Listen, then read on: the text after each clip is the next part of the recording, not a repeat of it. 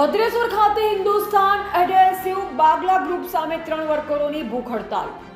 કંપનીને કોન્ટ્રાક્ટર પર ગંભીર આક્ષેપ। 17 મુદ્દાની માંગણીઓ સાથે ન્યાયની માંગ। Hindustan adhesive Bagla group company Bhadreshwar ખાતે કામ કરતા 3 વર્કરોને કોન્ટ્રાક્ટર દ્વારા કોઈ નોટિસ વિના મૌખિક રીતે કામમાંથી કાઢી મૂકવામાં આવતા વર્કરોમાં ભારે રોષ ફેલાયો છે। આ બાબતે અસરગ્રસ્ત વર્કરો દ્વારા તારીખ 15/12/2025 થી કંપનીના મુખ્ય ગેટ સામે 2 દિવસ સુધી ધરણા યોજ્યા। ત્યારબાદ તારીખ 17/12/2025 થી ત્રણેય વર્કરો દ્વારા ભૂખ હડતાલ શરૂ કરવામાં આવી। ધરણા અને ભૂખ હડતાલ પર બેઠેલા વર્કરોમાં Mukesh Laxman Maheshwari heart attack patient, Bharat Velji Maheshwari અને રવિ ખેતસિંહ મહેશ્વરીનો સમાવેશ થાય છે। ત્રણેય વર્કરો ભદ્રેશ્વર ગામના રહેવાસી છે।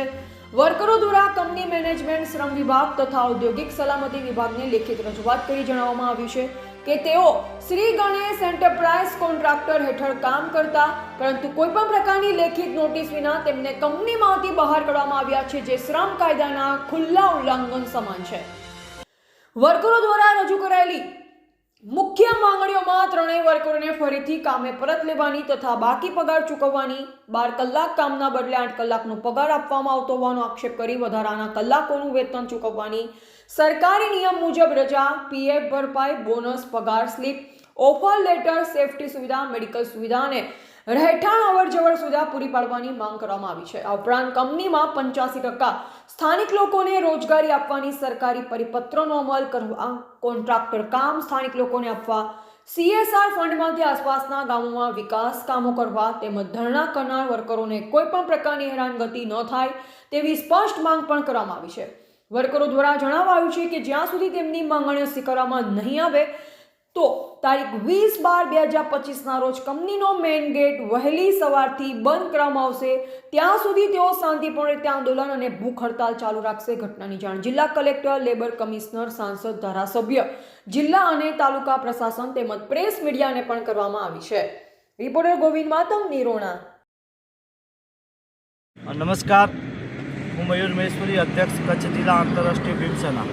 આજે આપના માધ્યમથી જણાવવાનું કે મુન્દ્રા તાલુકાના ભદ્રેશ્વર ખાતે હિન્દુસ્તાન બાગલા ગ્રુપ કરીને જે કંપની આવેલી છે એમની સામે ભદ્રેશ્વર ગામના જે વર્કરો જે ભૂખ હડતાલ કરેલ છે, ભૂખ હડતાલનો આજે બીજો દિવસ છે। આજે ધરણા 2 દિવસ ધરણા કર્યા, આજે ભૂખ હડતાલ કરેલ છે।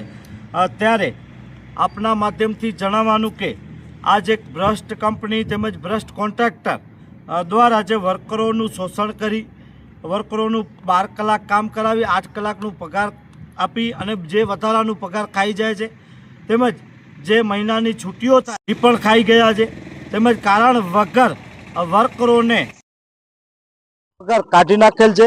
જેના વિરુદ્ધમાં અમે તેમજ અરવિંદભાઈ યુનિયન તરફથી તેમજ દરેક સમાજના લોકો સાથે જોડાયેલા અને આ બાબતે હજી પણ ઉગ્રમાં ઉગ્ર લડત થશે।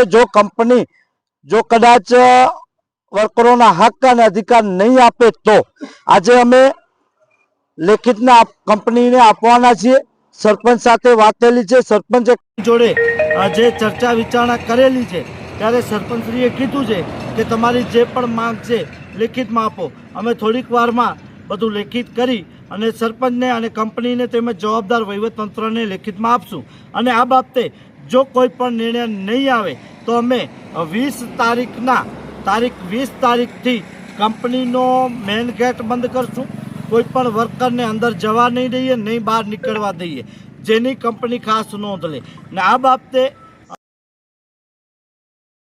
જિલ્લા પંચાયતના સામાજિક ન્યાય સમિતિના ચેરમેન શ્રીને તેમજ માંડવી મુન્દ્રાના ધારાસભ્ય શ્રીને પણ લેખિત અને મૌખિક રજૂઆતો પણ કરેલી છે। તેમજ કાલે પ્રાંત અધિકારીને, મામલતદારને, TDO શ્રીને પણ રજૂઆત કરેલી છે। બીજી વાત આપના માધ્યમથી ખાસ વહીવટતંત્રને ધ્યાન દોરીએ છીએ કે કંપનીમાં 4 બોર પાણીના બોરવેલ કરેલ છે, જે બાબતે કારણ કે આજે કોઈ પણ ખેડૂતને કદાચ 1 બોર કરવો પડે છે તો 2 ગુંઠા જમીન મંજૂર કરાવવી પડે છે, પરંતુ કંપનીને કોઈ પણ મંજૂરી કે પરવાનગી લેવાની જરૂર નથી। પોતાની બાપની મિલકત સમજી અને જેવી રીતે પાણીનો ઉપયોગ કરે છે, તેમજ કંપનીનું જે ખરાબ પાણી, કેમિકલ વાળું પાણી જે છે એ બારે એક તળાવ બનાવી અને છોડે છે, જેના કારણે પશુઓ મૃત્યુ પામે છે તેમજ પશુઓની ચામડી ઉતરી જાય છે। આવા અનેક એવી બાબતો છે તેમજ કંપની અંદર જે પ્રમાણે ગ્રીન બેલ્ટ બનાવવાનું હોય, જે ફૂલોનું ઝાડોનું વાવેતર કરવું જોઈએ એ પણ એ પ્રમાણે કરેલ નથી. તેમજ અમુક જમીન એમાં ગૌચર છે એને એ બાબતે પણ અમે વહીવટતંત્રને જાણ કરી છે કે આ બાબતે પણ આપ કરી તપાસ કરાવો કે શું છે. તો આ તમામ વિગતો આપને ધ્યાને દોરું છું અને વહીવટતંત્ર આ બાબતે લેશે એવી આશા સાથે અપેક્ષા છે. જય ભીમ, જય હિન્દ મિત્રો.